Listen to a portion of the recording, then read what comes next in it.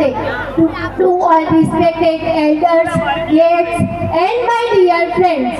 My name is Riya Patel, and today I feel truly proud to speak on a topic that is very close to my heart. Beti Bachao, Beti Padhao, which means save the girl child, educate the girl child.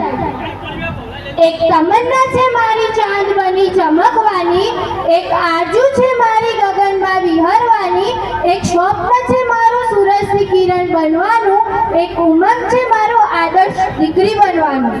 દીકરી નાની હોય કે મોટી હોય, કેજીમાં ભણતી હોય કે કોલેજમાં, કુંવારી હોય કે કન્યા, પરંતુ મિત્રો દીકરી સદાય દીકરી જ રહે છે. પાપા કી લાડકી માँ की है जान, पापा की लाडकी माँ की है जान, ભાઈની છે શાન, પરિવારની છે આન. આ જ છે દીકરીની સાચી ઓળખાણ. બહુ આવી એ તો બધાને બહુ વાલી લાગે છે. સાસરિયાવાળા કે ગામવાળા પૂછતા હોય છે કે બહુ કરિયાવાળમાં કેટલું લાવી, પરંતુ એવું નથી જોતા કે શું છોડીને આવી છે. પોતાના ભાઈ બહેન માતા પિતા બધું છોડીને આવી છે. અરે દીકરી એ તો પિતાનો શ્વાસ છે, દીકરી એ તો પિતાનું હૃદય છે. દીકરી સામે તો લાખો સૂર્યની ગરમી પણ ઝાંખી પડી જાય છે. આવું લાડકવાયું પાત્ર એટલે જ દીકરી. હજારો વર્ષોથી આપણે દીકરીને વહાલનો દરિયો, ઘરની લક્ષ્મી અને બે ગુણને તારનારી કહીએ છીએ. છતાં છેલ્લા અમુક દાયકાઓમાં દીકરીના જન્મદરમાં ઘટાડો એક ચિંતાનો વિષય બન્યો છે.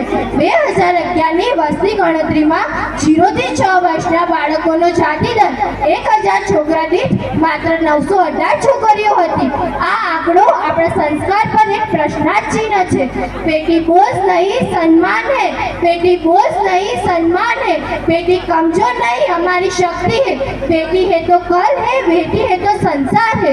ભારતમાં પુરુષોની સરખામણીમાં સ્ત્રીઓની સંખ્યા ઓછી થવા પાછળના ઘણા કારણો છે.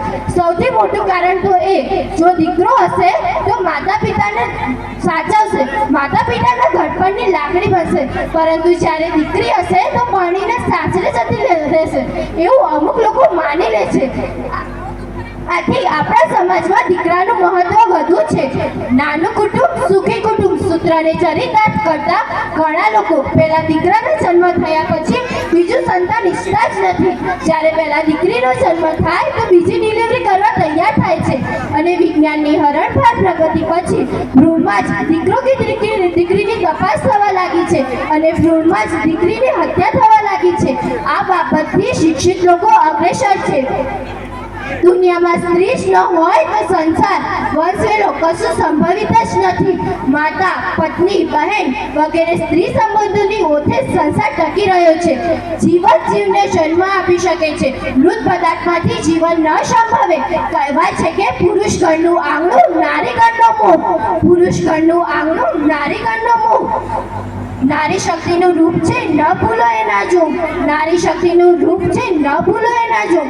કેટલાક લોકોના મનમાં એવી માનસિકતા ઘર કરી ગઈ છે કે જો દીકરી તો પારકું ધન ગણાય, પરંતુ જો દીકરો હશે તો માતા પિતાની સેવા કરશે. આ સંકુચિત માનસિકતા સ્ત્રી પણ હત્યા માટે જવાબદાર છે. People still say oh it's a girl instead of celebrating her birth. લોકો હજુ પણ દીકરીના જન્મદિવસની ઉજવણી કરવાને બદલે કહે છે અરે આ તો છોકરી છે. Friends, this mindset must change because a girl is not a burden, she is a blessing. મિત્રો આપણે આપણી માનસિકતા બદલવી પડશે, કારણ કે છોકરી એ બોજ નથી, આશીર્વાદ છે. સ્ત્રી એક માँ હોઈ શકે, સ્ત્રી એક પત્ની હોઈ શકે, સ્ત્રી એક બહેન હોઈ શકે. ચાલો આપણે આપણા ઈષ્ટદેવને યાદ કરીએ.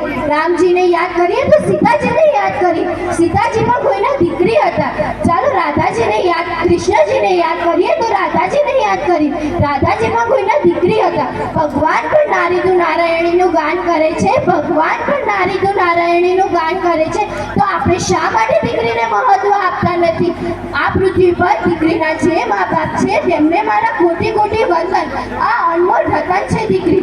गगन की शोभा सितारों से होती है, गगन की शोभा सितारों से होती है, नदी की शोभा किनारों से होती है, पुष्पों की शोभा सुवासों से होती है, और घर की शोभा बेटी से होती है, और घर की शोभा बेटी से होती है. અંતમાં એટલું જ કહીશ કે દીકરી એ મા બાપનો એવો સ્વાદ છે કે જેને લીધા વિના ચાલતું નથી. અને સમય આવે ત્યારે છોડ્યા વિના ચાલતું નથી. જેને લીધા વિના ચાલતું નથી અને સમય આવે ત્યારે છોડ્યા વિના ચાલતું નથી. Thank you so much.